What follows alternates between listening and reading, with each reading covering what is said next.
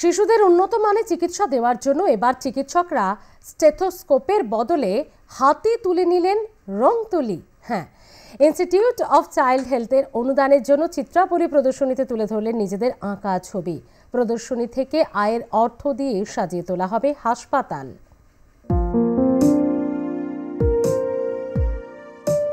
মাথায় হাড়ি ঘটি, কোলে সন্তান, অথচ মুখে অমলিন এক হাসি। মনোমুগ্ধ করা মায়ের ছবি ফুটে উঠেছে দক্ষিণ কলকাতার গ্যালারি গোল্ডে। শুধু তাই নয়, কোনো ক্যানভাসে বংশী হাতে কৃষ্ণ, কোনোটাই আবার রাধার সঙ্গে। এক একটি ক্যানভাসে ফুটে উঠেছে এক একটি ছবি। শনি ও রবিবার জুড়ে এই চিত্র প্রদর্শনীর আয়োজন করেছে ইনস্টিটিউট অফ চাইল্ড হেলথ। শিশুদের চিকিৎসার পরিকাঠামো আরও উন্নত করতেই এই আয়োজন। ইনস্টিটিউট অফ চাইল্ড একটি স্পেশালাইজড চিলড্রেন্স হসপিটাল এবং ইন্ডিয়ার প্রথম পেডিয়াট্রিক ইনস্টিটিউট। শিশুদের চিকিৎসায় অনবরত কাজ করে চলেছে ইনস্টিটিউট অফ চাইল্ড হেলথ। উদ্বোধনী অনুষ্ঠানে উপস্থিত ছিলেন অভিনেত্রী মুনমুন সেন, ইনস্টিটিউটের চিকিৎসক ও মেয়র পারিষদ দেবাশিস কুমার, সাংসদ মালা রায় সহ বিশিষ্টরা। অভিনেত্রী তথা প্রাক্তন সাংসদ মুনমুন সেন এই উদ্যোগের বিশেষ প্রশংসা করেছেন।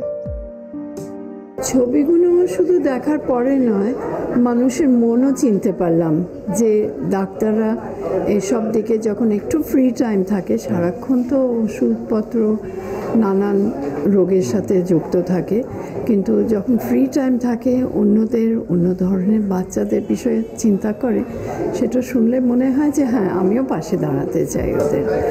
হাসপাতালের ডিরেক্টর অপূর্ব ঘোষ জানান, হাসপাতালের বাড়িটি পুরনো হয়ে গিয়েছে, তার মেরামতির প্রয়োজন। হাসপাতালটিকে আরো বড় করার চিন্তাভাবনা করছেন তারা। তিনি প্রদর্শনীর উদ্যোক্তা ডাক্তার বি.কে. মনোচা, পার্থপ্রতিম গুপ্ত, সুস্মিতা বন্দ্যোপাধ্যায়, জয়তী গুপ্ত, অমিত বড়ুয়াদের এই উদ্যোগের প্রশংসা করেন। আমরা ইনস্টিটিউট অফ চাইল্ড হেলথ একটি নতুন বিল্ডিং করছি এবং বিভিন্নভাবে বিভিন্ন লোক আমাদের সাহায্য করছেন। এই যে অভিনব ব্যাপারটি হয়েছে, এখানে আগেও একবার এরকম আর্টিস্টরা তুলেছিল। এটার মধ্যে সবচেয়ে বেশি উদ্যোগ হচ্ছে ডক্টর মনোচার।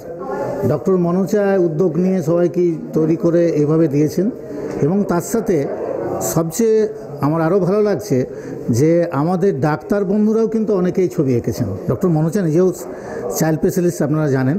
তাছাড়া অন্যান্য ডাক্তার বন্ধুরাও অনেকে ছবি এঁকেছেন।